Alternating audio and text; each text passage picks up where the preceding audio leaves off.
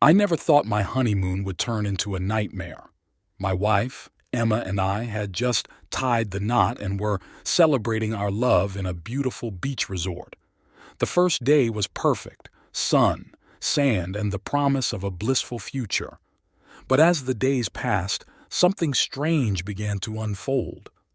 On the second day, Emma started making frequent trips back to our room, citing the need for the bathroom or more drinks. Initially, I brushed it off, but by the third day, suspicion had taken root.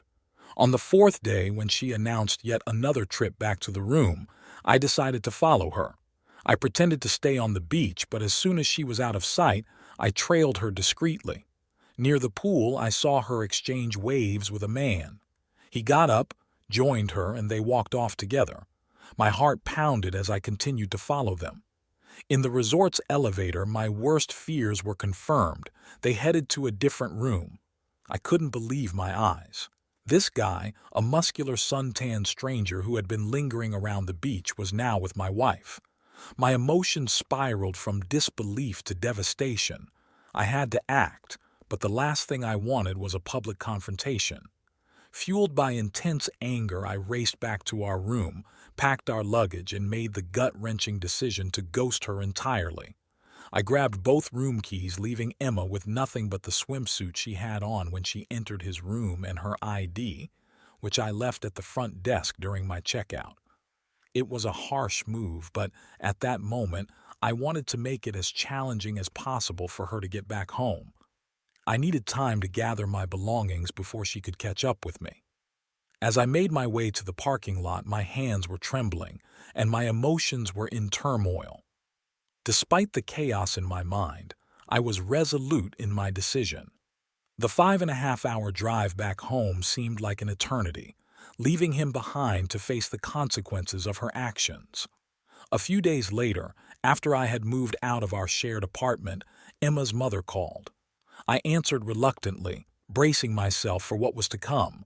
She unleashed her anger about my actions and recounted the ordeal her daughter had gone through just to get back home.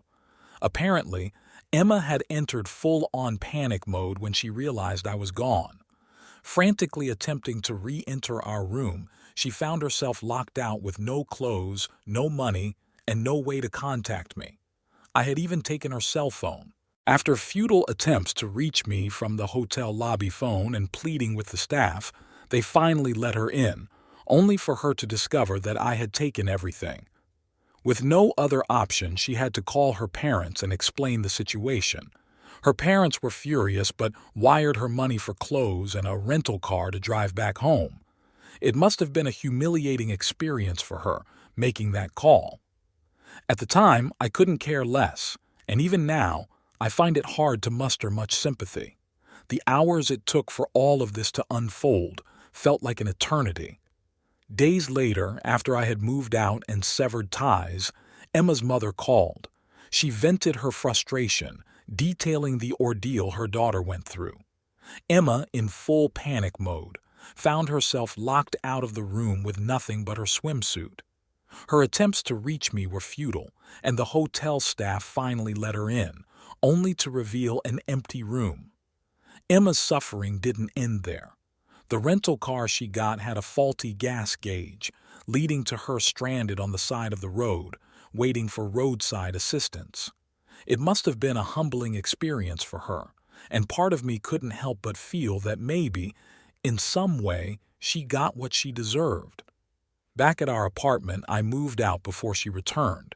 No note, no face-to-face confrontation. She didn't deserve that. The barrage of calls and texts from her went unanswered.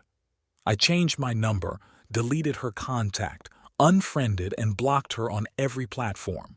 I left no direct path for her to reach me.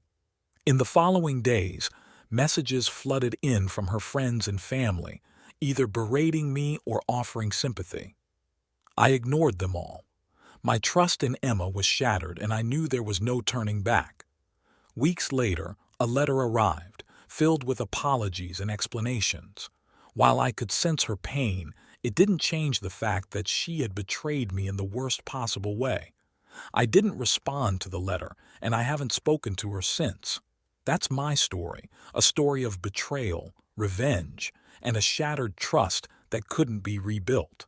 The question remains, did I take my revenge too far? That's something I'm still grappling with, haunted by the echoes of a love that turned into a painful memory.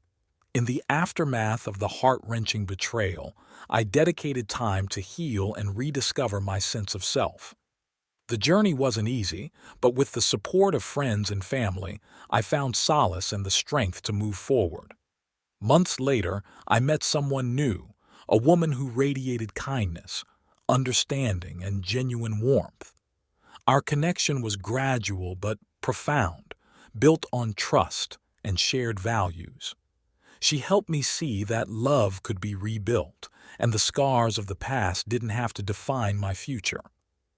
As our relationship blossomed, we created beautiful memories together, fostering a love that was honest and resilient. Her presence brought joy and laughter back into my life, slowly mending the wounds left by the previous betrayal. We navigated challenges together, learning and growing as a couple.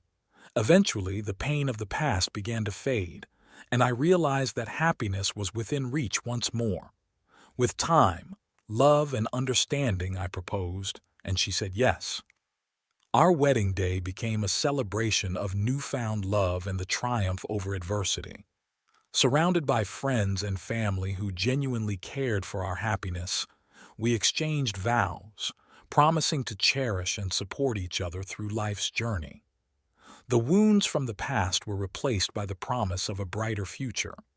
In this new chapter of my life, I found not only a loving partner but also a renewed sense of hope and optimism. The lessons learned from the painful experience with Emma guided me towards appreciating the depth and beauty of the relationship I now held.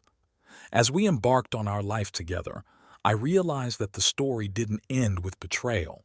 Instead, it took an unexpected turn towards a genuinely happy and fulfilling ending. Love had prevailed, and I had found a partner who brought light back into my world, proving that even after the darkest nights, dawn could bring a new beginning.